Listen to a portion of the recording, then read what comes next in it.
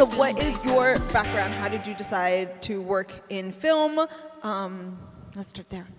So, I mean, I was starting with like a lifelong movie addict. Like I always tell people I saw Titanic when I was 8 years old, and that pretty much, I think, sealed the deal that I was going to do something with film. That became like my full-on obsession in life.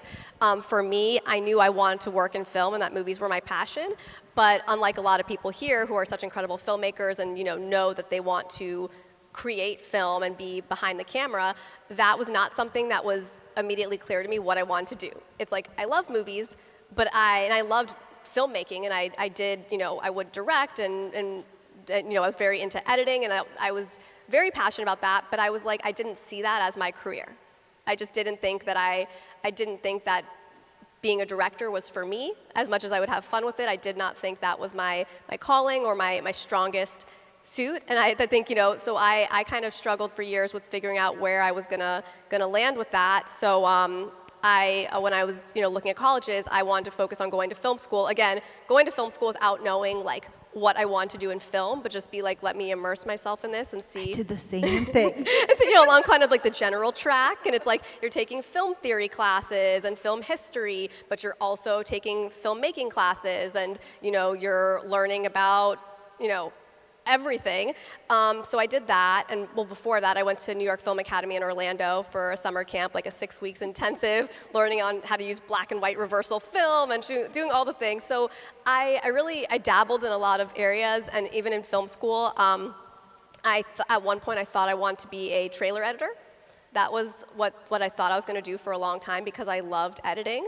And then when I started to use Avid, I was like, oh God, this is a nightmare. Because I was used to using Final Cut Pro, and I felt very comfortable in what I was comfortable with. And I was like, oh, well, gosh. aren't you glad that no one uses Avid anymore? Yeah, right. I mean, yes, exactly. But I was like, oh, this is not something I'm going to be ever using ever again. I hate this.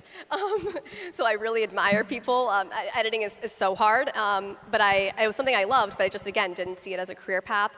So I started to focus on film criticism, film journalism, and film writing really started to be like where I gravitated towards. So I was writing for the Miami Hurricane. I was very lucky that Allied gave me the opportunity to participate in a lot of press days, and I was so surprised. I felt like I'd kind of scammed them into letting me do these interviews with these big celebrities. Actually, shout out to Steve Messa, who's here, who I used to do a lot of film criticism stuff with back in the day. But yeah, so I would do interviews, and I would do like my first press day was like 21 Jump Street with Channing Tatum and... Oh, not your milieu at all. No, and I was like, how are they letting me do this? This is crazy. So I did a lot of that, and very long story short, is that I think I realized that I didn't want to do hands-on filmmaking so much, and I was like, I like film criticism, but this also isn't it, and that is what kind of was the bridge that started me on towards film curation.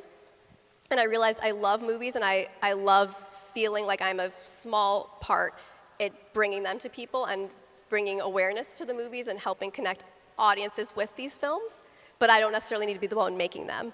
And so right after I graduated, maybe a year after I graduated, I took a job at Miami Film Festival. The only opening they had, I was just like, I just want to get my foot in the door. I don't care what it is. And it was a promotions coordinator job to help promote the movies to the festival, and I started doing that. And so how did you turn that into the head of programming? Because you also haven't been in the festival that long to make the jump from promotions to head of programming. Yeah, so I'm now been at the festival for 11 years, I think, but when I started, it was... That can't be possible. I worked at the festival 2 days ago. This is not... No, has it really been? Because we didn't ever... For anyone who doesn't know, I worked at the festival for a few years. I did the industry program, there's seminars and things, and we didn't overlap, and I don't feel like I What year did you work there? Probably 11, 12? Years 10, ago? 11? No, like 2011, 2012, I want to say, something like that. Maybe 10, 11, so I think we were just missed each other. Yeah, just missed each other. Yeah. But also, I don't know, my role was I was very seasonal, very low on the totem pole, so you could have worked there and you would not have seen me or interacted much with me. I'd get my contract, I was like, wow, I have a 4-month contract with the film festival, this is amazing. And then the contract ends and you're like, what the hell am I supposed to do now? And like, you know, that's the hard part of like the less fun side of, you know, a lot of nonprofits and stuff is they don't necessarily have a lot of employee year-round positions. That is extremely difficult, especially through something like Miami-Dade College. They have employee lines and there's not a lot of room to create something from thin air. It either exists or it doesn't. So I was, all right, like, you know, I still love my job. I still love working at the film festival, so I kind of stuck through that. And then, you know, Jay liked me, so he kept, you know, extending my contract to do year-round stuff for like Tower Theater. And then it became a year-round position, not an employee position, but a year-round position. And I stuck with it. I was, I think, a little bit crazy, which Jay liked because I was very aggressive. So if he said, we want to reach, you know, Bollywood groups for this random Bollywood movie I showed that like has no tickets sold, I would be calling like every single Bollywood dance school and like showing up there and like forcing them to take my flyers or to do something. So I think like I was so crazy that I would essentially stalk people to get them to do what I needed them to do. And Jay was like, awesome. Did you know that Marquitas plantain chips? Se llaman mariquitas. I'm sorry, I was told they were pronounced Marquitas. Mariquitas are making right here in Miami. And now Marquitas chips have a new avocado oil and sea salt line. Muy rico. So Jay and I had a really good relationship, and we just really connected with each other. And after I think it was maybe 4 years, Jay was like, "Let's be honest. Like, it's very clear this is not the job you want. Like, this is not your passion. Like, you know, I love having you in this role, but essentially, you can continue on doing this, or I can make you a programmer because I know that's what you want to do. But like, you would, you know, choose one lane or the other, not doing both of them. Like, and so I then left my full-time position with the festival, and then I was programming like 5 movies a year. Essentially, so it wasn't even like it was far from a full-time programming position. It was just. And just for comparison, the festival programs, even back then, 150 movies or something like that. Absolutely. Yeah, so a tiny part of the festival. Which is a lot of programmers that you have when you have a big film festival. You'll have maybe 10 programmers who are programming. You know, you have a director of programming who maybe programs 50% of the lineup. And then you have sprinkling, like Spotlight on Cuban Cinema, a documentary programmer. And like, you know, sometimes most of our programmers program up to 10 movies, maybe a little more, maybe a little less. So like, it's pretty standard for a position that is a, you know, you're a programmer for a festival. That's not your full-time year-round job. And a lot of those programmers can be programming for 6 different festivals and have varying degrees of responsibility. So I was like, oh shit, this is definitely not a full-time job.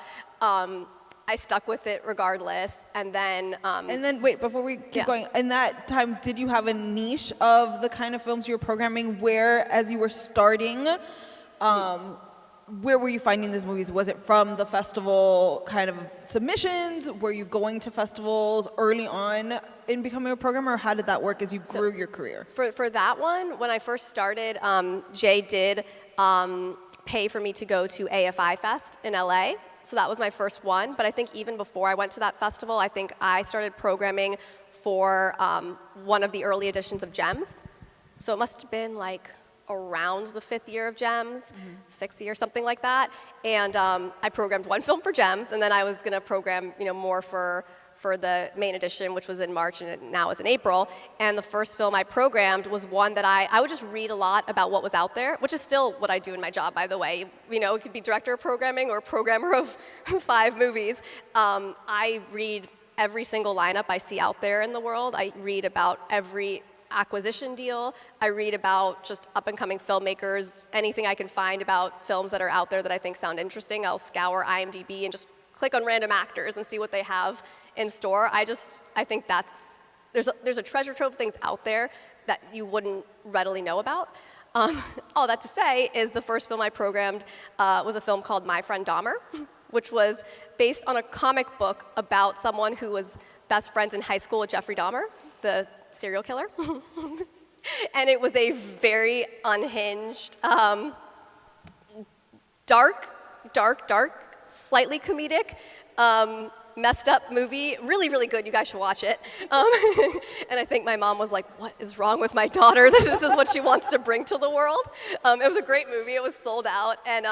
But it was very original. And it was a Tribeca premiere, I think. So I think I was amazed that I could read about that movie and find the contact, and I would email and be like, can I get a screener link? And I'm assuming them to be like, go away, you psychopath. Like why would I give you a screener to my movie? And then they responded with the link within 24 hours. I was like, oh, I can get used to this.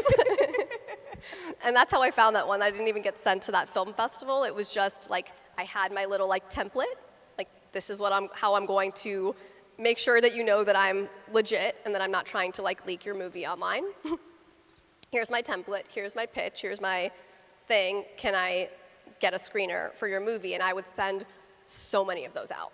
And again, I still do that, but it was, you didn't know if they were going to be good. I'd get a lot of those links, and then very much, Jay was very hands-on at the time. Like he would definitely watch every single thing, which is absolutely how he should have handled it. We would then have he was very much a mentor to me. We'd have these in-depth meetings. And for me now, I'd be like, come on, just say yes to the movie, man. But it was really what was needed. We'd have we could have an hour-long meeting and be like, so why do you want to program this movie? And who do you think there's an audience for it? And he would say, these are my criticisms of it. I think, and we would just have a really big dialogue, which I think was really helpful for me because that really set the stage for how I think about why I make the decisions I make when you have such limited space and a lot of potential movies. No, there's so few movies being made these days. Nothing to choose from. So in your decisions for what you program, how much of it is the quality of the movie and how much of it is you think you can fill the auditorium? That's a good question. So what we have our screening committee. Shout out to Miriam Grad and Steve Messa, both on our screening committee.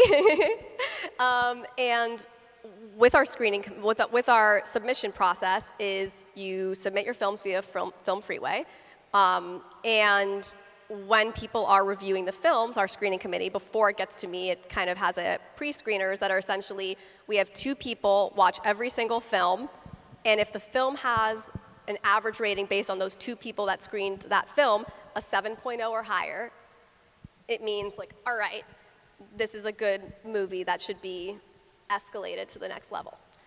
And in that Film Freeway criteria, whenever someone like Miriam or Steve is rating a movie, they give it a numerical, a star rating on 1 to 10, and then it asks them a few questions. And it says, does this movie appeal to the Miami community? Is there a reason that the Miami community, and will people pay $15 to buy the movie ticket? Will they hire a babysitter, deal with Miami parking prices, traffic, the cost of concessions when they get to the theater? Is this movie worth them doing all those things, and will they feel that that was worth it? And then the last question is, essentially, do you think can it sell tickets? And I would say it's a mix of, it's 50-50. I do have plenty of situations where I'll take a chance on something that I know is a hard sell because I know it's just so good and I emotionally can't say no to it. But I'll tell you that when I first started programming, I still think back to me getting mad at Jay and being like, I'm right and you need to listen to me and this movie is amazing, and he would be like, all right, Lauren, good, we'll go with that. And we're talking empty theaters, empty. And so, it was a good learning lesson. And I'll still walk into those traps because if I think something's that good, it's hard for me to abandon it. But filling the theaters is so important, and that is, I'd say, 70% of me thinking that there is a way to get people into the theater. It does not have to be sold out, but 70% of my consideration is will there be bodies in there? If a tree falls in the woods and no one's there to hear it? And I think that's a good point. I mean, not only for the festival, because obviously it needs to make money to continue existing, but I think also for filmmakers, you don't want to be programmed in a festival where no one's going to show up to your movie. No. Because then your reputation along the film festival circuit is that your movie's not good enough. It shows soul crushing to them when they show up. It's soul crushing to them, and also you obviously don't know your audience. So why would anyone else take a chance on distributing your film or everything if you don't even know who the right people who want to see your film? Yeah. So I think those are good kind of lessons to keep in mind, that sometimes not being programmed is a blessing in disguise, even though it's never going to feel that way. No, it'll never feel that way. And like sometimes, like, you know, I've since kind of gotten used to like how I can position things like that. And I'll say to people, and I've had this conversation with local filmmakers, you know, this is a little bit next level, but someone will say to me, I want to be at the Olympia. And I'll say, great, everyone wants to be in the Olympia, I get it, and you deserve it. It's not a statement on whether or not you deserve a gala-like premiere. What I've started saying to people was, can you sell the Olympia? Because the festival has 200 films, and like, I may not be confident that we are going to, just by us posting about it and it being in existence, sell over 1,000 seats, but if you think you can sell it, you know, I will be up potentially to the challenge with you, but like, know the risk is that like it won't feel good if it's empty in there. If you have 50 tickets sold, it will not feel good. So like, to me, if I were a filmmaker looking at this now that I've been in it, I'm definitely probably lean more on, unless I really knew I had like the biggest thing ever that was, you know, I would probably lean more towards like, let me sell out my first screening at Silver Spot and then be the person that gets 4 more screenings added because demand is so high. Which is like, you know, we saw like Chris Molina did that with Fallen Fruit. And it was like sold out, sold out, sold out. And to me, that's way better and stronger of a debut for you than you asking for too much and then feeling like it doesn't have that energy in the room. And do you have other programmers that come to you and ask how a film did with the numbers? You mean like other programmers from other festivals? Mm-hmm. They rarely are asking me for like our numbers so much. I do get a lot of programmers that reach out for like contact details. They'll be like, I saw you show this movie like Adios Cuba, like can you, and they'll have no idea who the contact is because it'll be like either like very small independent films that don't even have like a sales agent or something. And so usually programmers will reach out to each other for like contact details, but less so about like performance. And do you think, especially for something like Fallen Fruit or something like that, it is better to screen 4 days at a festival or hold that, try to get a run with a local cinema like Coral Gables, and try to make some money off of that screening? Because obviously the festival doesn't really share its profits with filmmakers. Do you think that enhances the demand for the movie to have 4 sold-out screenings? Or does it, people have all seen it, and so once you have a theatrical run, no one's going to show up? That's something that's always like weighed, and I'm a very big believer in the film festival, like what film festivals do for movies, and that's, you know, not just because I work for one, like I would feel that way if I had a film that I think festivals are essentially I won't use the word free, but a free way to get marketing for your film when you are not going to have a real marketing budget, right? Like we're not going to have our trailers playing before AMC movies, most likely. You're not going to have billboards in Times Square. So for something like when you have the option to sell out 4 screenings, I think that buzz and that proof of concept that you come to Brenda at Coral Gables Art Cinema and say, I sold out 4 screenings and there were still people like banging down my door to get into this movie, to me that is a way stronger case than going to Brenda and saying, hey Brenda, I have a movie. People want to see it. And like, you know, I won't speak for Brenda, but if it were me, I'd say like, okay. Like that, and then like the problem is everyone has a movie, right? You only have so much screen time as of right now. It's a single screen cinema. So like they need to know that they're going to sell seats. So for me, I think festivals are an incredible proof of concept to show that you can be successful in those theatrical runs. Okay, so let's talk a little about how programming has changed. So like as I've grown up in my career, festivals seem to have changed from really premiering movies that you wouldn't hear of any other way to being far more kind of celebrity Hollywood focused. Do you agree that that's kind of where it's moved? Do you think that's a change that is specific to film festivals or just where the film industry in general has moved to? What are your kind of perceptions after doing this for a decade? I think that it's definitely shifted. I see the shift that way a little bit. I think some festivals definitely have different mission statements and different goals and maybe don't lean into that as much. But I could speak for Miami Film Festival when I say that I get that question a lot of people being like, do you just care about celebrities or do you just care about Hollywood movies and not like local? And in fact, to me, it's quite the opposite. I think that having those things gets more attention on the small stuff. Like what I know is that if I program a lineup of micro budget, small things, and then I want coverage in IndieWire, Variety, The Hollywood Reporter, Beyond, whatever, even, Deco Drive and local things, no one is going to cover it. That's the truth. If I say Ethan Hawke is coming, and I announce as that, he is, I get 2 gems in November. I get October. November. Yeah, it was both.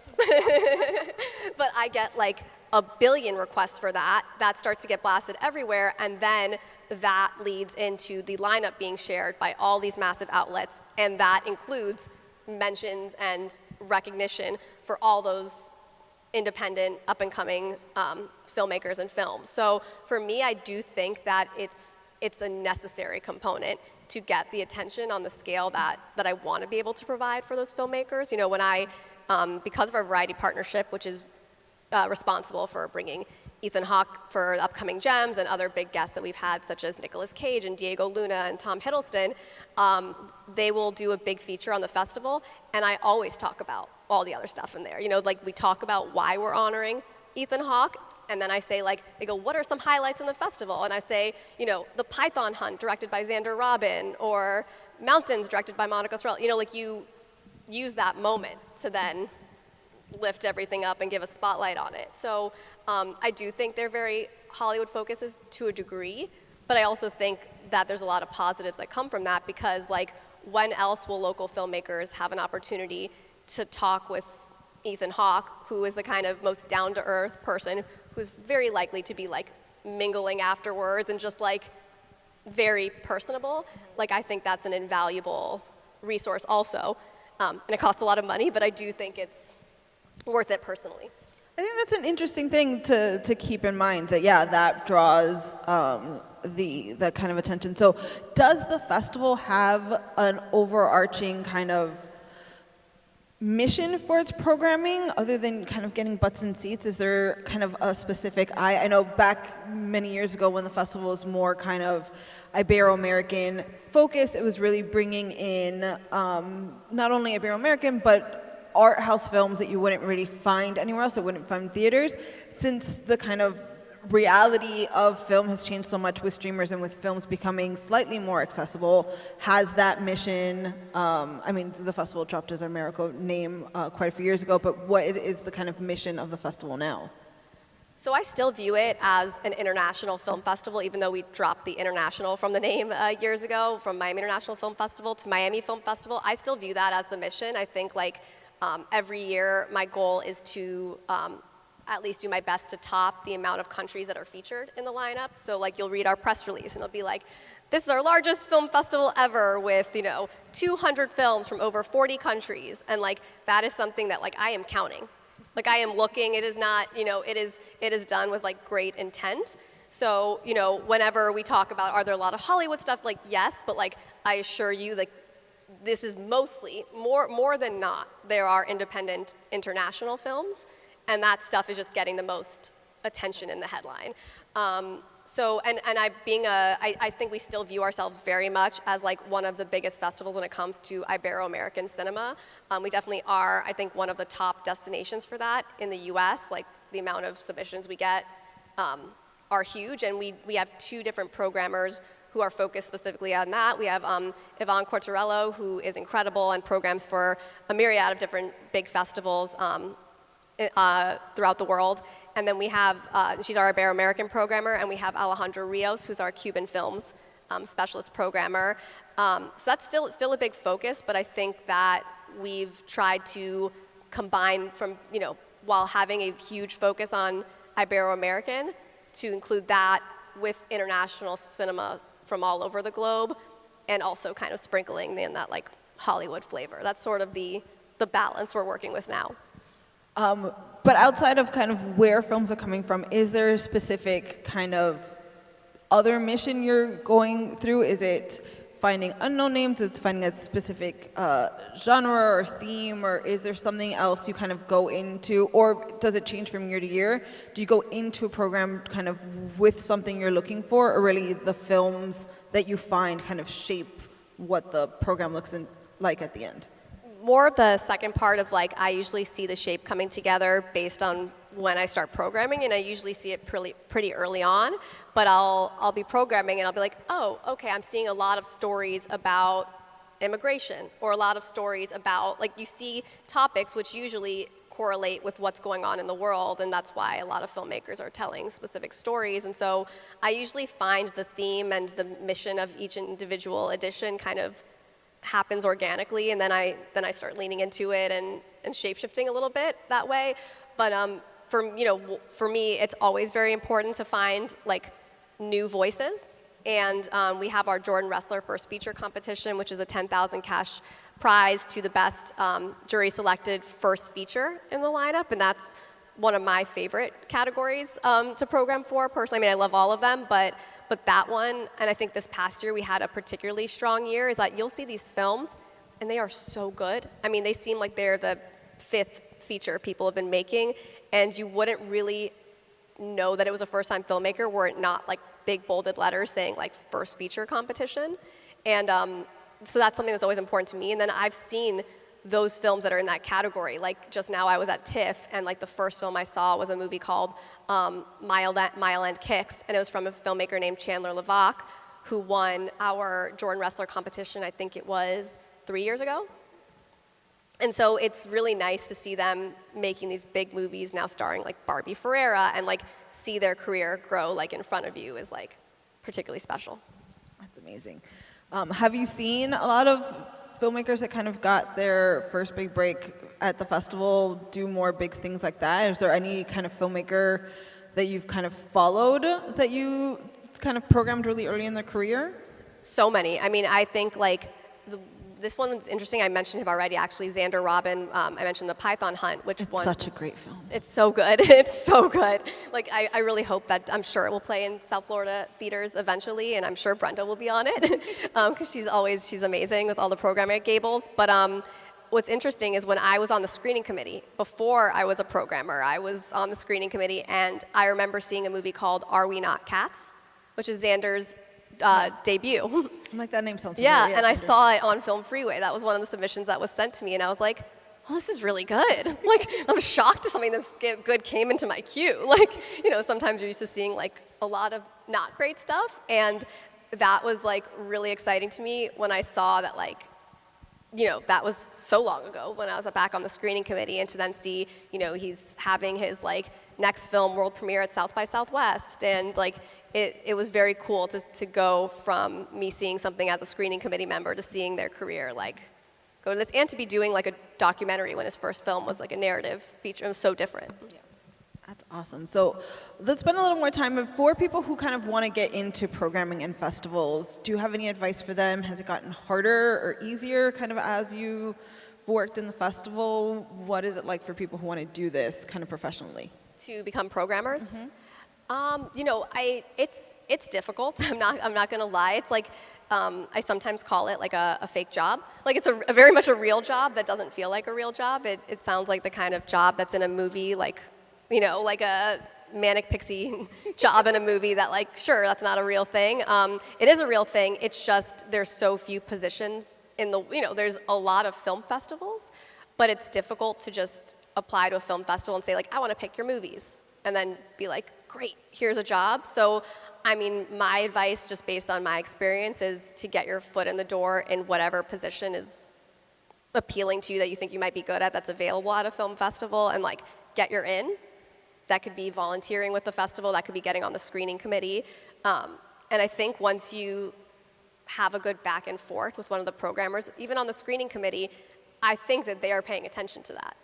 Like, and I think that's a good way to get your in, but it's not the type of job that you just like fill out an application for out of nowhere and then are likely to get traction with. But I do think it's very possible for you to get involved with it if you start at the screening committee level. Okay, now let's break people's bubbles. How much of your job is actually watching movies, and how much of it is tracking down, convincing distributors, filmmakers that they should come to Miami? A lot. Like that's also like, I said it a little earlier. That's like why I got my job, is that Jay viewed me as very tenacious when it came to trying to track down a promotional partner. So he was like, you want to do programming, you love movies, we love talking to each other about movies. And so he was like, I think that can be directed in a different, instead of getting promotional partners, towards getting movies. And like my joke has always been like, I may not get a yes, but I'll get an answer. Like, I'm not embarrassed to send 8, 12, 25 emails. Like I will keep emailing you. I will call your assistant. I'll call your assistant a 4th time that day. Like, you will respond. You might not say yes, but you're gonna respond. So like, that's my personal method when it comes to getting, and it takes a lot of day. I'd say it takes more of the day than it does for watching the films. But it's about 50-50. 50% watching, yay, this is so fun, and 50% like dealing with like, negotiating screening fees, trying to get A24 to answer the phone, which is difficult, or like trying to get invites out to talent and getting them to even take us, Miami seriously. A lot of them just want to stay in LA or New York, and like, it sounds like a really easy ask, say like come to Miami for an all expense paid vacation. It is surprisingly difficult. If you knew how many invites I'm sending to people, like, it's very exciting when you see like Ethan Hawke confirmed, like, this is like you invite so many people and it's like throwing a dart and seeing where it sticks. I have no idea where it's gonna stick. You have no idea the amount of people I've invited always, and it's just hit or miss. So a lot of my days are me just begging people to accept. And usually I've found it comes out positively, and it works out. I think your track record, especially the last couple of years, as the names coming to Miami get bigger and bigger, it's been really nice to see. So let's talk about a little about what that looks like for a film, because you mentioned screening fees and working with distributors. What films get screening fees, what don't? What is the festival offering filmmakers at its kind of different levels to come to the festival? So it usually, it is a range of situations. A lot of the time with certain studios, they will come right with a screening fee as a necessity, or certain distributors. So that's something that we already know, and we are prepared to pay that for them. A lot of the time, in most films, we are not able to both give a screening fee and travel. So most of the time I'll say like, I think it's better for the filmmaker to travel. I think that's the more expensive. You're definitely gonna get more bang for your buck that way. So usually we opt to send an invitation for travel for the filmmaker to come, where we cover their accommodations, their flight, for them to come present their film and do a Q&A and kind of experience the festival, network, go to the happy hours, and get the full experience. Now, when you say filmmaker, what do you actually mean? Well, it depends. You could be talking to the director directly.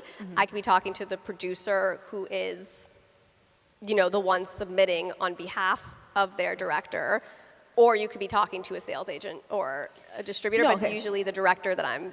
My argument is the festivals, especially of late, have become more and more of the kind of auteur brand, where they value the director over the 150 other people that worked on the film, which is a very pet peeve of mine, because I'm not an auteur theory kind of filmmaker. I think it does a disservice to films and filmmakers that we keep valuing directors over everyone else, and it makes directors bad, because they are not open to collaboration. They're open to, this is my vision and no one else's. What is your view on this? Is the director really the author of the film? Should festivals be valuing directors the way that they do? What is your take? I think what we run into the most is that as the director, which is the leading name associated with the film, it's very hard, especially if you're communicating with someone who's in direct touch with the director, to not invite them. And so I can say, let's just use actors as an example, but we'll get to the below the line people, is I say, oh my gosh, I just saw your movie and, Jude Law is in it. I'd love to invite him. Paul Dano's in it, whatever, whoever it is. And that person, sometimes you're talking to the director themselves, or you're talking to someone who is a representative mainly for the director and the film. And so they'll be like, great, are you interested in, you're inviting so-and-so as well? And I'm like, I don't have the money for both of them. Like, you know, like I don't have that kind of budget, right? I can't invite usually multiple people. So, okay, I already know that I'm going to walk into that situation, you know, and I also don't want the director to ever feel disrespected as if they're less than the actor. There's a reason we're usually inviting that actor to present it. Maybe we think they have awards prospects for the film, and that's why we're highlighting them. So it does get a little tricky there, because I do think a lot of directors assume that they're invited, and they feel like this is my film, just like if we were having a book talk at Miami Book Fair. I wrote it, like that's how they view themselves in relation to the film, and they obviously are a hugely important part in the film. So I would never disregard that, and I think they're usually very well spoken on behalf of the film. But it is very important to me to highlight below the line people. What I have realized is a difficulty that other festivals maybe have a different experience with, is that it's not always easy to get people in the theater for the below the line talent. Because I think the average audience members don't necessarily understand how crucial they are to making the film. So we've done composer stuff, you know, like honors to different composers, like Nicholas Bertel, who's a composer of Moonlight. We had him here for the film Carmen that came out a few years ago. And I found that it's not necessarily that easy. You know, we've had cinematographers with our Art of Light Award. For the film Wildlife, we brought the cinematographer. And I think those conversations are incredible, and it's something I'm very committed to. But I sometimes wonder if the audience understands how important they are. To that I think process. even not even counting below the line, I think especially writers and producers who in a lot of instances are part of like the core creative team that brought a thing to life. I think film festivals don't tend to honor that. And I think part of a role, or at least what I wish festivals spent more of a time was nurturing it. Making sure that audiences understand that it isn't just this director, and especially as someone who has worked below the line on lots of things, there are so many projects I've worked on that I've talked to everyone above the line except the director. They just show up, do their thing, and turn away. Like, it really...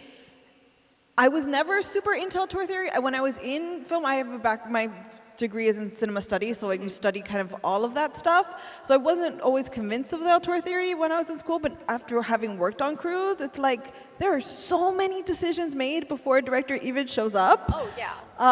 That it's hard to understand why it's become kind of the only way films are talked about is in terms of directors. The default, and then the problem is that like, if you reach out and you're just like, I want to bring the producer. I mean, sometimes there's a few producers, and then like, you know, there is that built-in, like they are kind of both. And then the festival's kind of like, well, I can't bring everyone. I wish I could, but I can't. But I do agree that producers usually don't get spot. And like, I've had situations where the producers will either self-travel or they'll be part of the film team that's coming in and being flown here.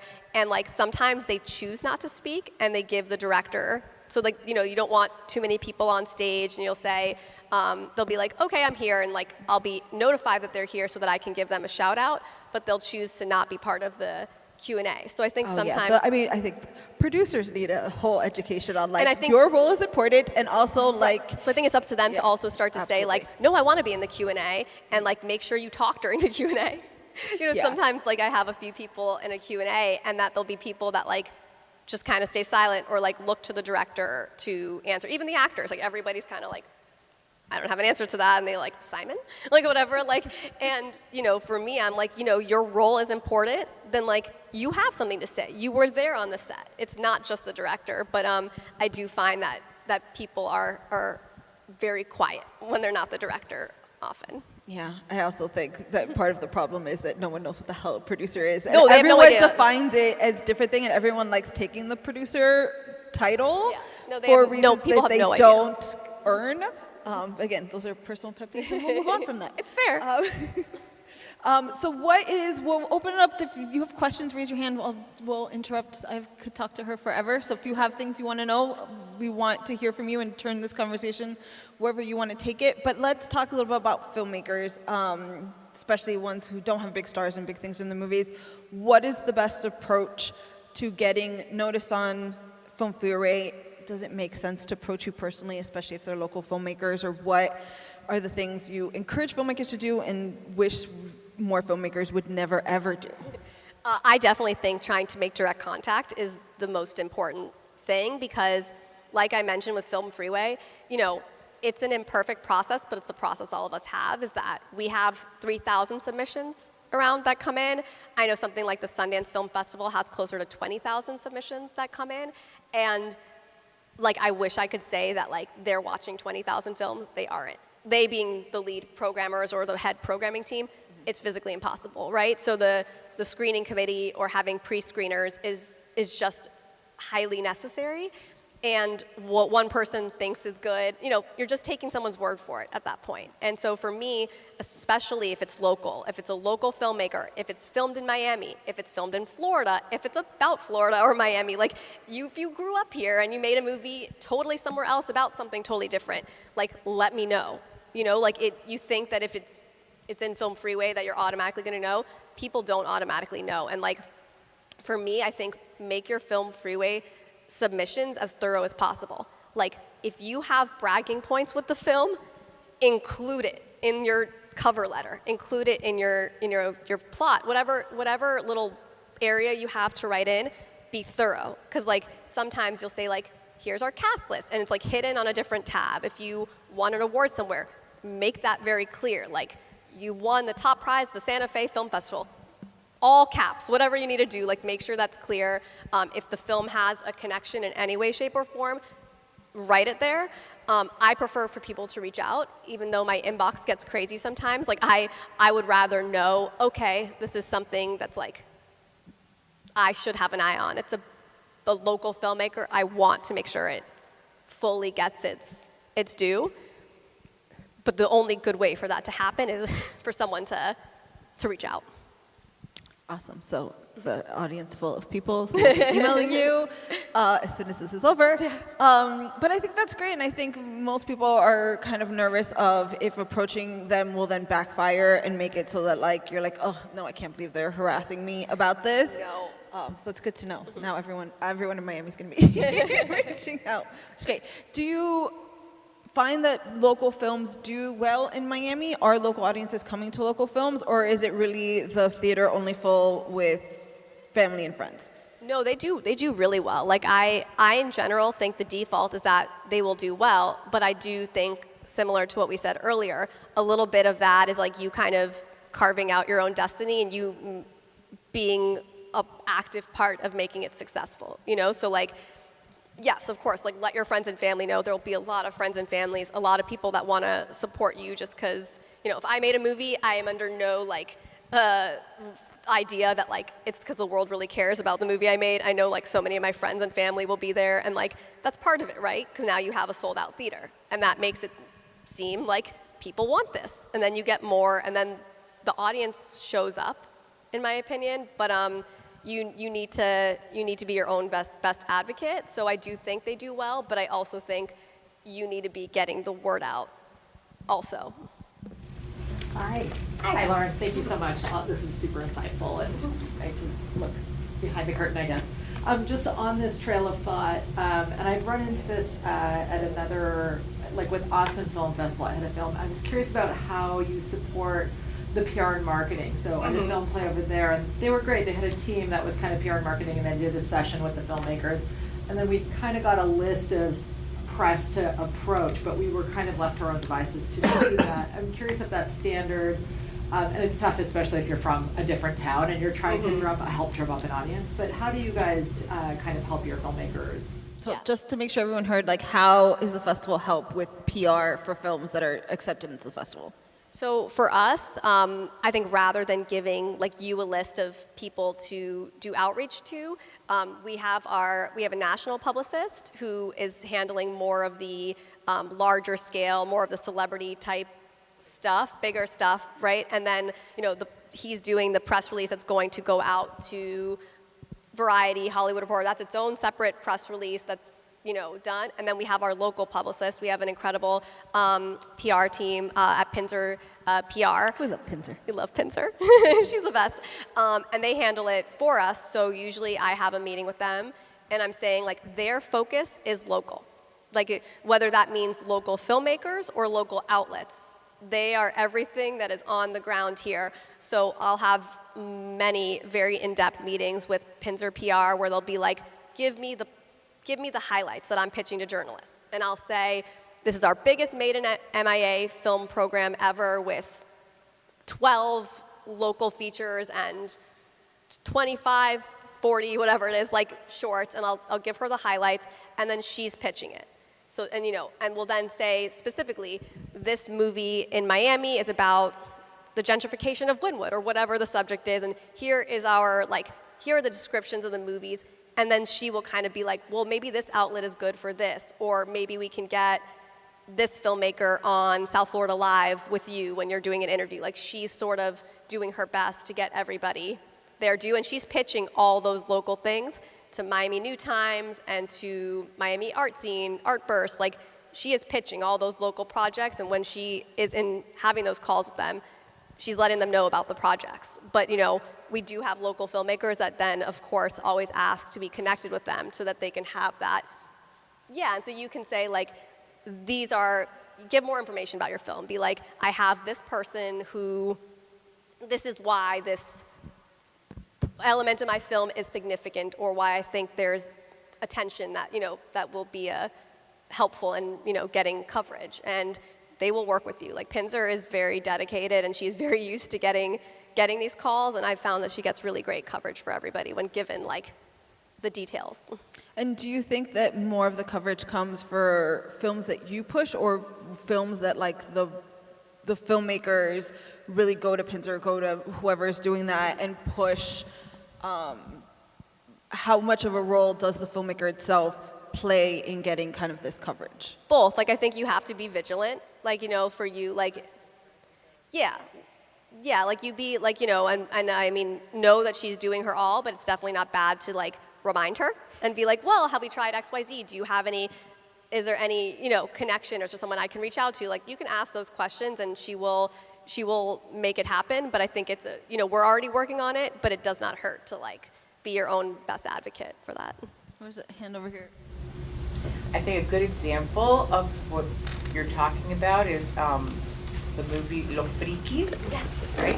It started as, like, just a little something in a small theater, ended up filling up the Night Center, ended up being brought in here to local theaters and getting picked up, by, all over it, LA, Chicago.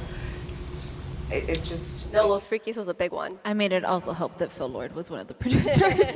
But Let's be real.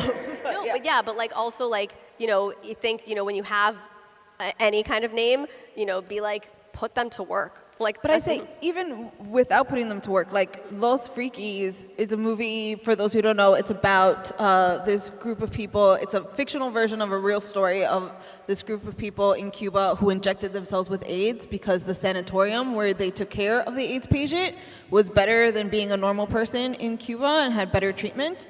It's a fabulous film. You should check it out if you can. But everyone on that film contacted everyone in Miami. There's not an arts organization that did not get an email going, how do we give away free tickets to your audience? How do we do that? So make sure you reach out to them. As Miami Film Lab, we do a highlight of every local film that is screening at the festival every year. You know how badly I have to pull teeth to get filmmakers to send things to let me help promote their movies? It is insane.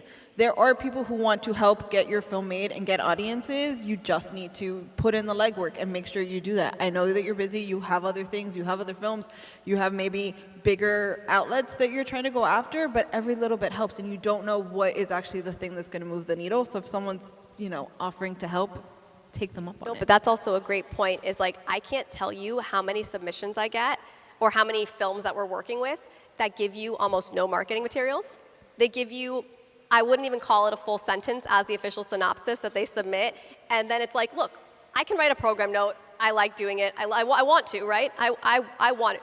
I have 200 films, right? To me, if it were my film, and not necessarily that I'm the best writer, but if it were my film, I would want to say that, like, I know how they're portraying my film because no one will talk my film up more than me, right? If I'm going to write 2 paragraphs, I am going to write the shit out of these 2 paragraphs and connect my movie to whatever. I will sell it, right? You believe in what you made. You should be writing your own, not program note necessarily, but like the equivalent of a program note and handing it to them. Because then if Jen gets 1 sentence and they say, please promote my movie, now the work is on Jen to try and write something about a movie she potentially has not seen. And like that's hard for everyone involved. If you put the work in to make that 1 or 2 paragraph thing that is part of your press kit that you are sending to every festival and every submission, you are going to have such a better turnout because they're overwhelmed and I would never trust anyone to describe my film better than I can. And have someone write that for you if you're not a great writer. It's worth its weight in gold. That and like when you're able to give a couple film still options. Sometimes someone will send a film still that is like very dark and hard to see, and you're like, why was this the still that was given? Like, I can't do anything. I can't do anything with it. They don't have a poster, which I totally get. They don't have a trailer. I also get that is a lot of time and money and resources, but when you are able to create those assets for Miami Film Lab or Miami Film Festival or whatever entity you need to promote, it helps more than I could say. And I'm sorry, a trailer is expensive. A poster is not. Yeah. There's Canva, there's all these things. You can make them very cheaply and very easily now, and it makes a world of difference. Right down here. So, thank you for having us. I really appreciate it. My wife and I, this is our first year on the screening committee. Oh, amazing. So it's been Thank you. enjoyable. But we've been in Africa and we were at TIFF, so we haven't really delved into it for the last 16 years. So we're at a point, we're very young, but I'm not so young. So this is the first year we made a decision to make a film, okay? And we have some resources because we're at that point. So the question I have is, I have no resources in terms of who to reach out to put a budget together, to put together an actual film. We have the project in mind that we'd like to do it, but we have no concept. Can you give us some advice on where to start and how to move forward so we can get a film? It's very interesting. We're patrons at TIFF, okay? So we happened to have met the CEO, Cameron. Yeah, we had a meeting with him, and of course, this is TIFF. I mean, they have an unlimited. Yeah. So we asked the same question to him, and a very interesting answer in terms of we'll make this film because we know we're going to make this film. I said, should we submit it to film festivals before we submit to TIFF or any of those things? And he had a very interesting answer. Don't bother sending to other film festivals, send it to TIFF, and obviously they have an exclusivity and all those things. So it's good to hear the counterpoint to this, and I'm glad we have something like this in Miami as a resource so we can properly do this and spend our money wisely, even if it's a complete flop, okay?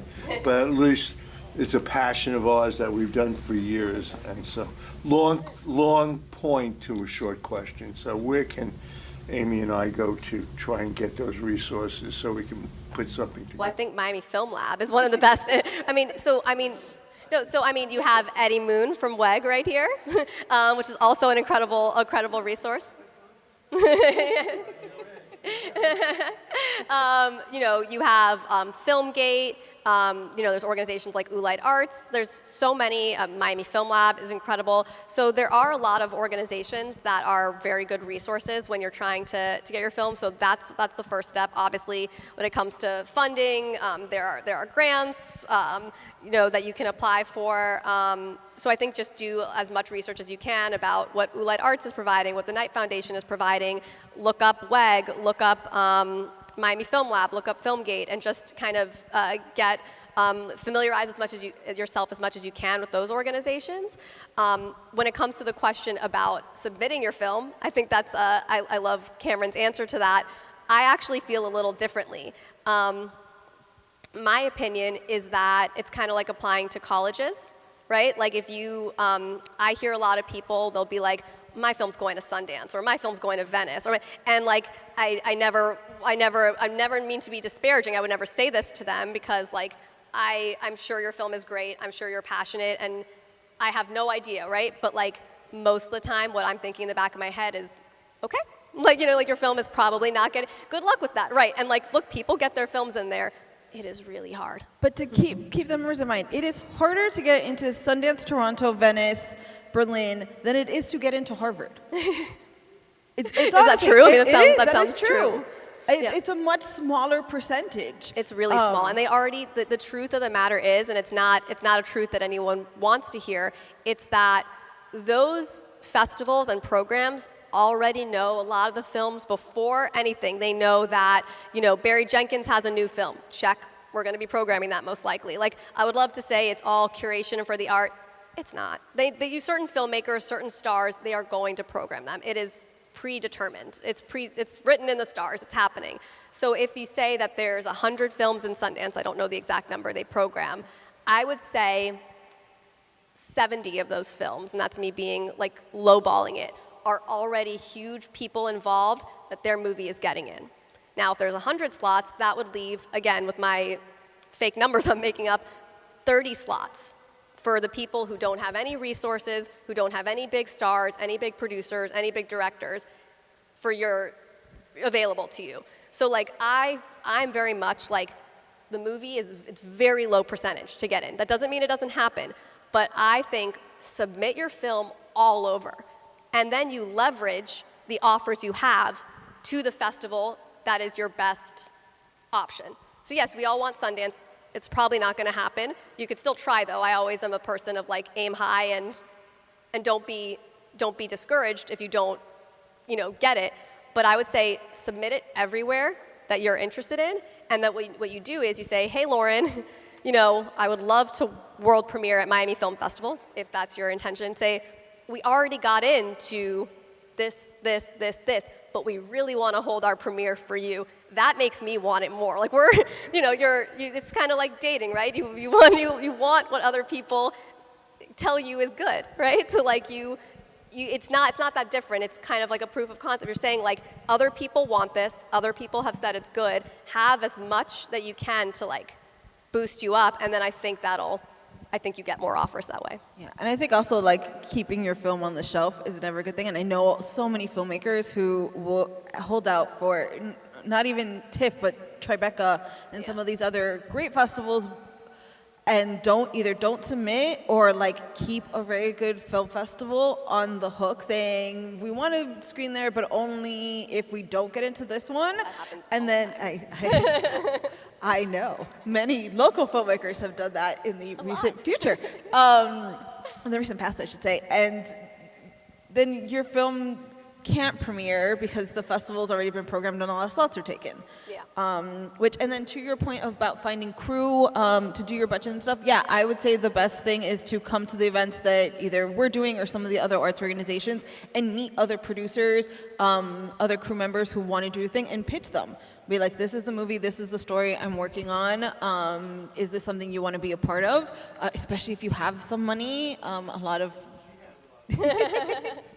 Whether it's yours or you've recruited money somehow, or if you have a script or you have an idea that you want to go after, the best thing is to meet other filmmakers and be like, and find compatibility. Because sometimes someone's willing to work on your film, but they don't necessarily see the material in the same way, or they're just kind of there for a paycheck. You want someone who is committed and has a similar vision for you of what you want to get accomplished. So yeah, meeting lots of filmmakers, talking to a lot of people, and seeing where creatively you guys kind of mesh together is the best kind of approach. That's right. And I don't want to downplay. I mean, we've been going to TIFF every year for 16 years.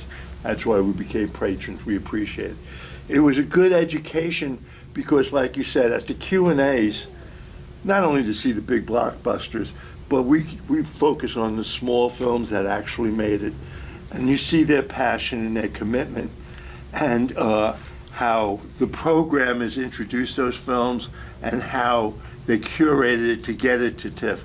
I thought, it's nice to see that these kids dream maxing out every credit card that they have, getting their parents to give money that they'll never get back, all these kind of things.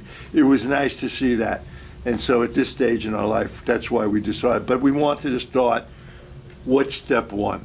And all right, so thank you for that. Yeah, the last thing I'll say is, like my advice is for any filmmaker is to give away your premiere with very clear intent. When you have one world premiere, and I will always say to people, like, I don't have the ego where I'm like, if it's not Miami Film Festival, you should world premiere with us. I don't think that. I think Miami Film Festival is an incredible place to world premiere. If you get your film into Sundance, please world premiere your film into Sundance. And like, that's great for you. Like it's not, but you only have that one shot, and a lot of film festivals, it's sad to say, and it's the nature of the business, like none of us can really rise above it because it's just how things are, is that like a lot of festivals will not premiere your film if it's not the world premiere, the North American premiere, the international premiere, the US premiere. Our minimum requirement is Florida premiere. And so I can't tell you how many times I get people who like said I like showed my film at the Jacksonville Film Festival. And then they submit it and I'm like, I'm sorry, I can't work with that. And a lot of people don't even know that. And it's not their fault, they just didn't read the requirements. So, or they think that they're going to premiere at this really small festival, the first one they got into, and then like Tribeca will not even consider their film, and maybe it would have gotten in there, but they just didn't have all their things in a row. Yeah, they were overly eager and just really wanted to get it out there, and they didn't take a beat to like put a plan together. So my best advice is like submit it all around, but before you make any decisions, know that whatever decision you make will be I'm sure will be great for the film, but it will mean other things won't happen. So, well, on that note, what do you think is a good festival plan for films? Not only deciding what your world premiere is, but like what kind of strategies should filmmakers keep in mind as they kind of plan their festival circuit run? So, I mean, I think just you have X amount of targets for your world premiere, and that might be Miami Film Festival, especially if there's a local component. I think it's an incredible place to world premiere film. And then you have the other ones, knowing that if you world premiere at, again, Miami or whatever festival, that you are not aiming now for South by Southwest and Tribeca, and that tier of festival is not a little more national festivals is not going to be an option. So I think you then say, okay, we world premiered at, again, whatever, it doesn't have to be Miami, whatever regional festival, and then look up all the other regional festivals that are appealing to you. That could be Savannah Film Festival, that could be Newport, that could be Mill Valley. These are all very prestigious festivals that, like, if I were a filmmaker, I would be thrilled, like, beyond to get into. But read a lot about these kind of, like, bigger regional festivals, and then just make a plan to submit it to as many as you can afford to do. And it is expensive. So I'm not gonna downplay that. It is real money, and of course, like, you want to feel like you're budgeting properly. But I do think that submitting with intent, then trying to get in touch with the filmmakers, plan a really good regional plan, and then pick a festival, for an international premiere, and make sure you do that earlier rather than later. Because what I notice with some films is they do this U.S. tour for a full year, and then they say, we want to have an international premiere, and the festivals are like, I'm not premiering a film that's like a year or a year and a half old. Like, they just don't want to. The older or the longer the film's been on that circuit, the less appealing it's going to be to festivals. So I'd say know what your big statuses are: international, North American, world, U.S. premiere, and like pick the festivals that are your dream for each of those premiere statuses and mold it around that. That's great advice. Carla? Thanks, Lauren. Hi. I have a question about feature documentaries or documentaries.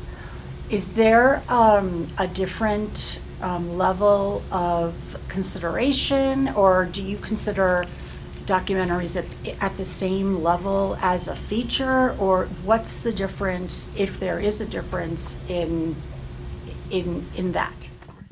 So there's no difference. I mean, feature is just determined by it being 60 minutes or longer. One thing that could be a little difficult is I get every year so many films submitted, or people trying to submit films that'll be like 35 minutes. And it's this like kind of in between purgatory of a screening length, where it's like a short is determined by like 30 minutes or shorter, and a feature is determined by like 60 minutes or longer. And if you make something that doesn't meet either of those, it's very hard to program. Don't do it. Please don't do it. Yeah, don't do it. I mean, if you know what's best for your film. It's almost unprogrammable. So like, I really don't recommend doing that, or figure out why that's what you could do to fix that. So anything that is an hour or longer counts as a feature for a documentary, but there are different categories you can submit that to. So we have our Documentary Achievement Award competition, which is a jury-selected jury for that, and we have our Made in MIA competition. If it is a local film, or if it was filmed in South Florida, then you could submit it to that. It doesn't have to be narrative. I think the question is more, is there a different criteria for narrative films versus documentaries in the festival? Do you find that documentaries or narratives do better in the festival circuit as a whole, or in Miami in particular? I think documentaries are always hard. But not, I love documentaries, and we have a huge documentary program, and I always brag that we have one of the world's greatest documentary programmers with Tom Powers. He's world famous in the documentary space, and he's the head programmer at the Toronto Film Festival, and used to run Doc NYC. So like, we definitely have the #1 expert in the world, in my opinion, in the doc space, and our former executive director, Jay LaPlante, is the now head of artistic director of Doc NYC. I do think in general in the film world, docs are harder to sell, just because I think the average person thinks of film as escapism, and documentary is very not escape. It could be entertaining, but it's not. It's different. So I think that you need to do a little more of the work to sell documentaries, but I could speak for the festival, is when they do well, they do very, very well. Like back when we ran Tower Theater, Free Solo was one of the highest grossing movies that we had at the Tower Theater. And, it's just some things catch fire. Billy Corbin has made so many films that have premiered at the festival, and they are always such big successes, and he's always so good at selling his own films. I think Billy is one of the perfect examples of someone who he's out there. And so I think it's just for those who know Billy Corbin, best known for Cocaine Cowboys and all of those kind of documentaries. Yeah. There was a couple questions back there. Yeah. Yeah, I'm just wondering, like, if there's ever for all the films that you think are really good or worthwhile that don't get the turnout that you thought they would, is there a trend that you've noticed among them? A trend that I've noticed about films that haven't gotten good turnouts? I think that it kind of goes a little bit to what we were saying earlier. I think they didn't have a lot of marketing materials. So, if we get a film that has one kind of dark still without any defining qualities to it, no poster, minimal synopsis, I think it's the kind of thing that I want everyone to imagine how people are getting their awareness about the festival. Usually, we announce the lineup. There's a press release that kind of gives a couple of key highlights, opening, closing, here's the guest, and then they list out all the films. That's what our press release looks like, and that's what the press coverage ends up looking like. Then people go on MiamiFilmFestival.com, and they see a scroll of films. I think that if you don't have anything, and if you didn't provide a decent still, that is how people are scrolling there, and they're either going to get caught, it's going to catch their attention, or it isn't. They're going to be passing through our program guide, and either it will catch their eye or it won't. That doesn't mean we're not going to focus on the film. We're going to post it on social media. We'll give it a dedicated post. We'll try and give it ads. But if the marketing materials aren't really helpful, I think those are the films that really get lost. And to that point, is there ever a movie that you didn't think was very good, but you programmed it anyway because you knew it would have an audience? Yes, a lot. I mean, I think one of the best things, and I'm saying this, so I'm sure people will say this to me now, but one of the best things a filmmaker can do, truly, and they have to mean it, is say, come to me and be like, I know my film can sell. Give me the reason of why you know it's going to be sold out. Don't just say it. You have to back it up, but in my experience, when someone says that to me very forcefully, and they'll be like, these are all the things I have in place. I have a partnership with this based on the subject matter, and they go on a list, and I'm like, yeah, their movie's probably going to sell out. It has to meet a minimum requirements. It has to be decent. It has to, it can't be totally ill-equipped for the festival. And that's not going to be the only deciding factor, but it certainly puts me at ease to a large degree to know, like, okay, like, I should have a full theater here. Do programmers talk to each other? Like, I imagine you're so aware. You all travel to different festivals, so do you speak to each other and actually, hey, this would actually fit your program, in that kind of communal way of, this doesn't fit our programming, but it's a great film. Yeah. Can I suggest it to you? Absolutely. I mean, just Are you championing filmmakers? Yeah, all the time. I mean, I just ran into Diana Cadavid, who used to be a festival programmer in Miami, and now she's head of like La Leaf, and she's a TIFF programmer as well, focusing on Ibero-American films. And like, we're like, oh my God, we need to link up. She's so excited to like, when I say pitch, like she doesn't get anything out of it outside of being like, I know I have these filmmakers who would die to be in Miami, like for their U.S. run, and she's excited to share it with me, like and vice versa. So like a lot of us will speak, and like for me, I genuinely want anything that I program, or any film in general, I want the best for it. I want it to get out there. So like when I have people reach out to me and be like, do you know anyone at this festival? Like I am always committed to like, whatever contacts I have and doing whatever I can to help those films. I think on that note also, is there a timing that is best for film festivals to apply? Does it make a very big difference if you apply to the early deadline, the regular deadline, or the late deadline in whether or not they're going to get programmed? It doesn't make too much of a difference in most of the time. What does make a difference is when they go to the absolute latest extended deadline. What I tell people is that, and Miriam knows, is that at that point, a lot of the time, I've already been programming. Like I've already invited things for April right now as we speak. So it's just at the point where I'm now saying, all right, well, I have 15 slots left. So now it just turns out we're going to be pickier, right? Because like what might have gotten in earlier, and it's not a perfect process, but things have already been invited. So if you are one of the last films submitted, you are now being, unofficially judged on like, okay, well, I only have a very small number of slots. Is this the one I'm going to give it to? So like to me, the earlier you get it in, the better, because then you have all that time to be like following up, or not even just following up, letting you know that we just won an award at the blank film festival, and just like keep me updated on all your successes. And then again, it just makes the program be like, huh, yeah, like I kind of like you start to see like, oh wow, people really like this, people are connecting with it. You say like we've won our 5th audience award, and like that gives you all that time to keep giving that beneficial information to the programmer.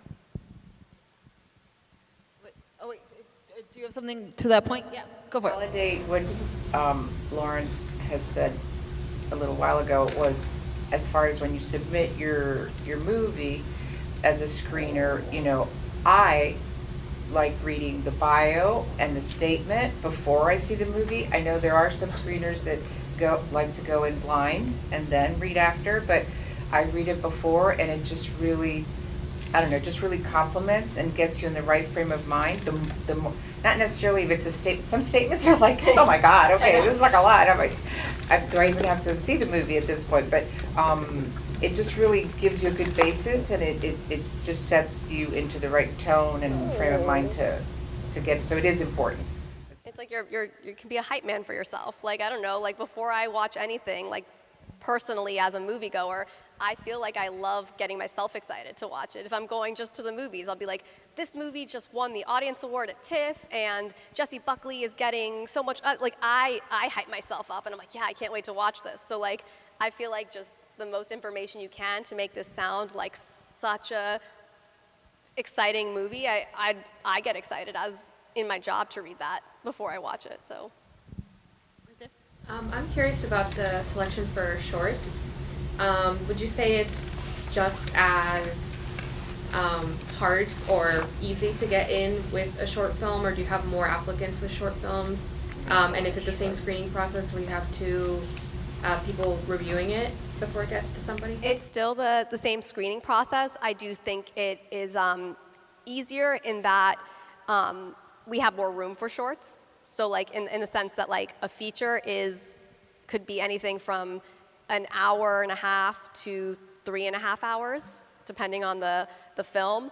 And so the way you select those is definitely with a lot of very aggressive intent, because like that is the only thing you're purchasing a ticket for. This is taking up one of our very few main time slots available on the calendar. Maybe you have, 6 films screening that night, but that's taken up a very real space. With shorts, it's still not that it's easy to get into. It's still obviously very, very competitive, and it's still done with very clear intent on the quality of the film.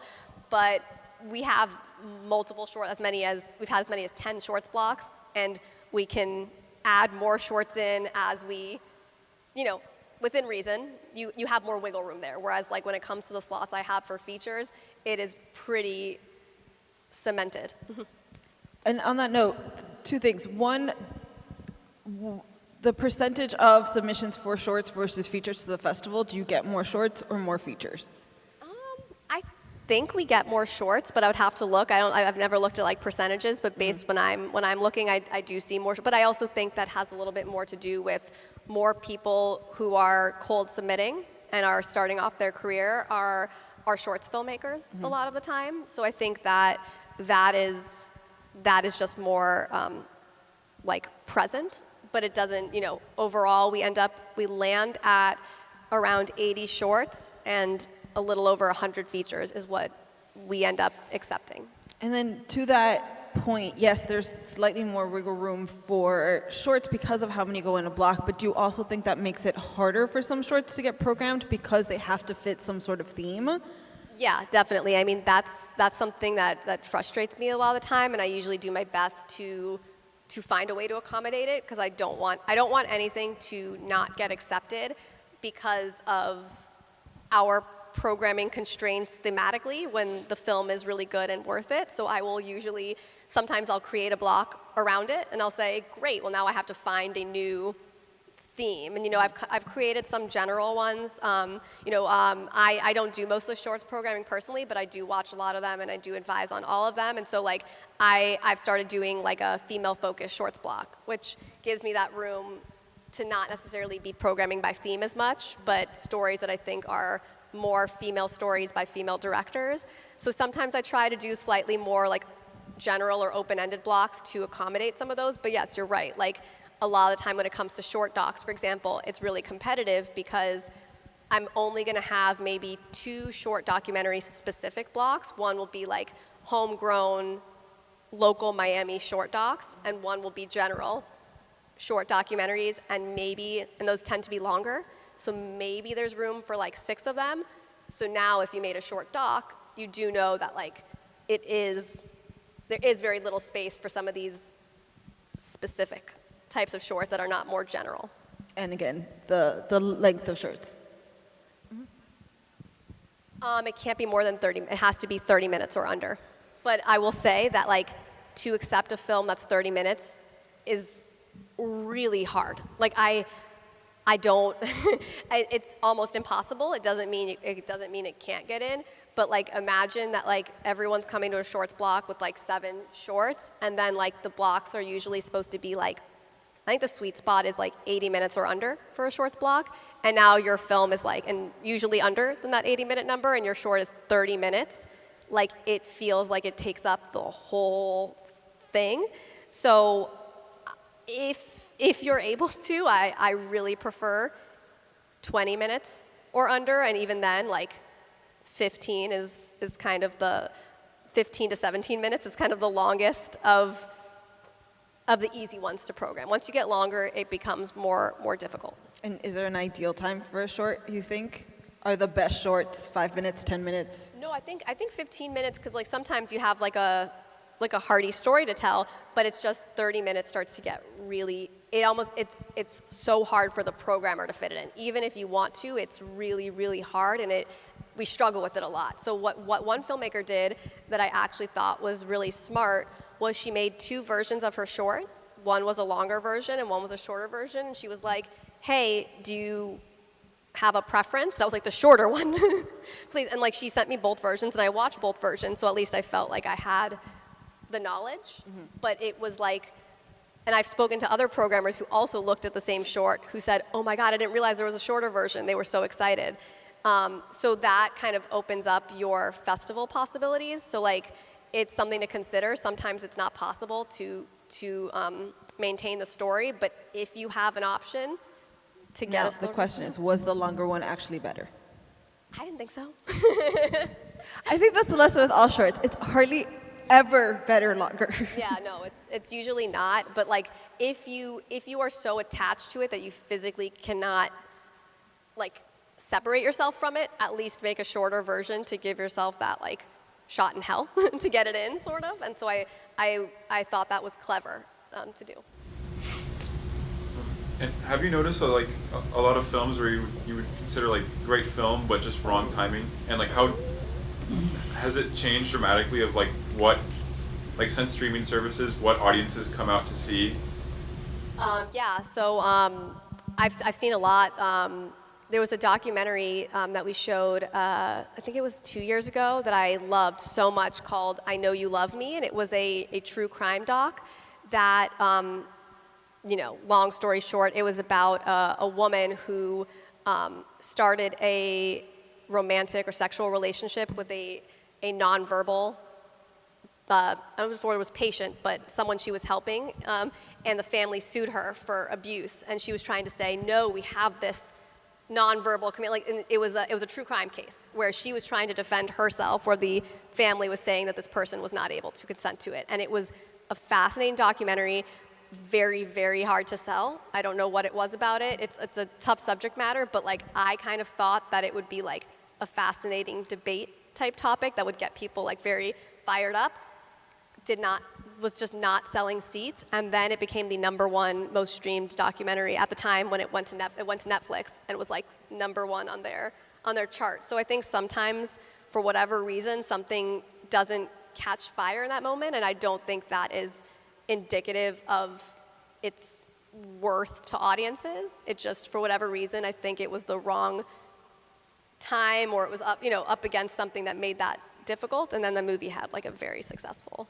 And I think in terms of audiences in Miami, outside of actual ticket sales, 'cause I think actual ticket sales could mean anything. Either it was raining that day or the marketing was great, but how good the film isn't always reflected in what the ticket sales are. No, not but at all. what do you think in the word of mouth after the festival, what kinds of films are getting the best buzz or landing the best with audiences? Because you can have a sold out theater and everyone hates the movie. Yeah, for sure. So what kind of themes are resonating, especially in our local community?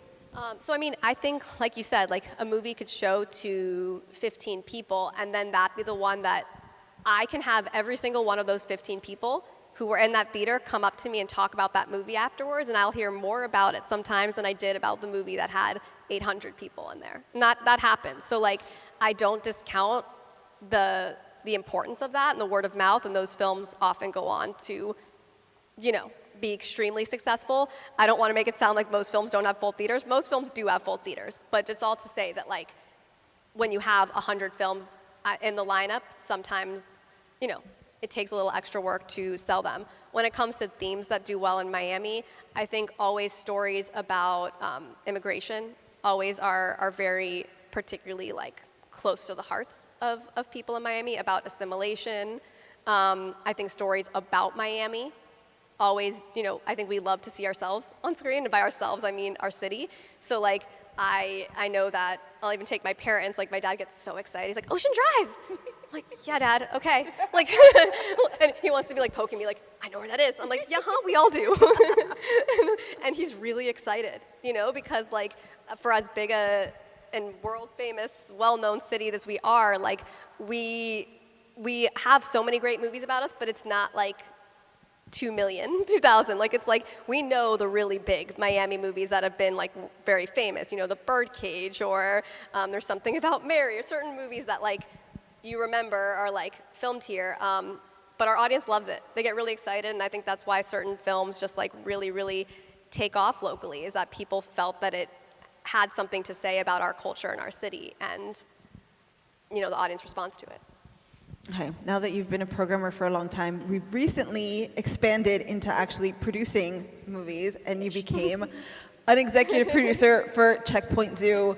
What was that like? What made you want to be a part of that movie? And what does becoming an executive producer once the film is released look like?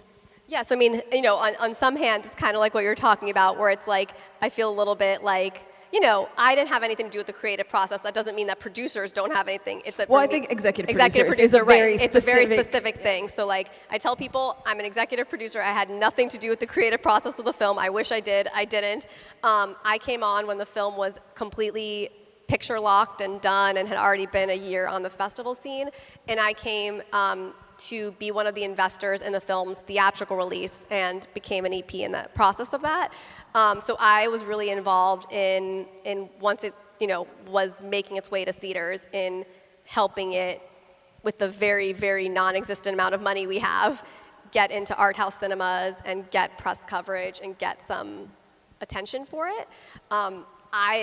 It's been an incredible experience because I've learned so much more on the other side of things, on how difficult it is to have a film and get it out there. And I think I'm really glad I did it, because to me, with Checkpoint Zoo, not to be like plugging, it's like I truly believe it's like one of the best documentaries I've seen in years. It really changed the way I look at the world. For those of you that don't know, it's about when the Russian invasion of Ukraine started. There's this zoo called the Eco Park that is on the border of Russia and Ukraine, and it was directly in the bombing zone. And there were 5,000 animals there, and a group of volunteers staged a real-life Noah's Ark to evacuate every single one of those 5,000 animals, include putting kangaroos in the backseat of their truck.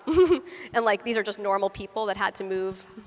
There's nothing normal about those people. No, there's nothing normal about them. About those people. It's wild. But all that to say is that this movie, they came to me because I programmed the film at Miami, the most recent edition of Miami Film Festival, and then he was like, we're self-distributing. Would you be interested in joining as an EP? And it's been really sad, I'll say, to see that it's so hard to get people to book the film. It is so hard to get people there. People who see it love it. This movie has won over 12 audience awards and jury awards. So it's, like I said, the proof of concept earlier. Audience see it, they love it. It's not really something that I have any hesitations about, but it's a story about animals in war. And to get people to go out to the theater, to get cinemas to book a single screen theater, to have that, distribution has gotten really hard. And I think I'm seeing that, and I'm still hopeful about getting the film out there. We still have a lot of bookings all around the world, but I've seen how hard it is to get those theaters to agree. I mean, it's a fabulous movie, but it's a hard movie to watch. It's hard, It's a hard movie to watch. Because when I came, you had the Q&A with Ron McGill, which was amazing. But I came with friends, and two of them were leery if they were going to see animals being, killed, mutilated, that sort of thing. They're very sensitive about that. But this director, wow, they did it so well that he's amazing. And so, it's an amazing documentary. It's so good, but it's I think that's kind of, we were talking about the hurdle when it comes to documentary films, and I do think that really is a real hurdle, is that I think the world right now is so dark, and there's so much bad that's going on when you turn on your news every day, that I think that my hope is to change audiences from viewing film as a frivolous escapism to viewing film as about seeing an incredible film. Full Not stop. only that, but understanding the world and humanity in a different way. I think. Yeah, I think they come out. I've never met someone that didn't love any. I mean, it doesn't even have to be about Checkpoint 2. That when you say a great documentary, that did not 100% say that was the best way to spend their evening. It is just getting them to take that part of their brain that is hesitant to take that leap, and getting them to just trust you. Be like, I'm telling you it's good, just take my word for it and come right here. And I mean, you do get those audience, but I do find that there's a little bit of a when it comes to even tough narrative films. People are sometimes hesitant to deal with tough subject matters. And then now that you've done this, do you think that that is a good thing for filmmakers to do and try to find executive producers to sign on simply to help with distribution? Do you see other films that are kind of going that route? Yeah, I won't say the name of the film, but I was watching films, shorts in Film Freeway last week, and I saw a short that had executive produced by Cate Blanchett or executive produced by Spike Lee, and I was like, oh, okay. And it's on one hand, knowing what executive produced means, that doesn't mean they can't have, more involvement than I'm letting on, but typically it's like an honorary title, and it means that person is backing, they're giving their stamp of approval, essentially. But to me, if I was a shorts film, or if I was an up-and-coming filmmaker, what better than having one of these legends kind of give their stamp of approval to your film? I think people instantly take it seriously. And with Checkpoint Zoo, it's executive produced by Leonardo DiCaprio. And the amount of attention that the film started getting as soon as we started blasting that name was invaluable, because he is associated with being an environmentalist, a big lover of animals, and his name associated with that space gave it clout that we didn't, we knew we already had something great, but the public sometimes needs that clout to just give them a little bit more of a nudge. Now that you've done it, are you going to executive produce more movies? I want to. I love it. I mean, honestly, I feel very, it's very cool to feel that invested in one film. When you work at a festival, you're invested in, to different, much smaller degrees, 100 films, but there's been something really nice to feel like you're part of the real, lifelong journey of something. Now that you've worked with more filmmakers, do you want to go back into producing films, or you're sticking to EPing and programming? Probably EPing and programming for now. Okay, I think we have time for one more question. Anyone else have anything pressing? Lauren, can you share with us, as a programmer, the highest high you've ever had and the lowest low you've ever had? Oh, that's a good place to end. I love it. I'll start with the highest high and lowest low as a programmer. Lowest low, I know exactly what it is. I mean, we'll stick to lowest low of a programming situation. I'm watching the turnouts of what I expected was one of the examples of when I talked about me talking to Jay and being like, I know what's best and let me program this, and I was mad that he was not just giving me free reign, which again was the right call at the time. And there was a documentary that I wanted to program called I Used to Be Normal, a boy band fangirl story. And to this day, I love this documentary. It is really sweet. It's about 3 different women from 3 different generations who all are obsessed with different boy bands, and how that's become their full personality and their entire life. And one was obsessed with the Beatles and is more, middle-aged, and one was obsessed with One Direction, and one was obsessed with an Aussie band called Take That, I think. And it was so sweet, and as someone who definitely, in my younger years and a little bit now still, grew up very much with fangirl culture, I thought it was a very sweet, revealing look at what it means to be so passionate about something that it kind of becomes one of the most important things in your life. This movie, I convinced Jay to let me program it. He said yes, not skeptical, but okay, sure, Lauren. I did so much work to promote it. I went on radio stations talking about it. I gave out, ticket giveaways. I would go to different music groups and record stores. I mean, there's nothing I didn't do to promote this movie. I think there were 8 people in the audience, and it was in a very big venue. So that was bad. I mean, look, I still think you should watch that documentary. It's probably, I'm still I'll never get over it. It's great. Definitely see it. But yeah, that was hard. And I'd say highest highs, I'd say probably one of them was the world premiere of Los Frikis at the Olympia, because I think that getting a world premiere of that stature, it's very difficult to get world, and it's not that we are so excited about every world premiere we have, but that was one that usually was bigger and would not go to Miami. That's a very Sundance world premiere type film, and I totally understand when that happens, but the fact that we got to world premiere of Phil Lord, Adria Arjona, film and then seeing the Olympia just like busting at the seams and seeing that energy and having Audrey Arjona just like introduce the film fully in Spanish and the crowd is just like losing it. It just was like, you're like, oh, okay, that's why we do this. Like it felt really, really good, and I hope there's more of that. Yeah, that's one of the reasons you love film festivals. The energy in that screening was amazing. I was so happy that I got a chance to go. So on that happy note, thank you so much for coming and for sharing all of this. Thank you all for coming and participating.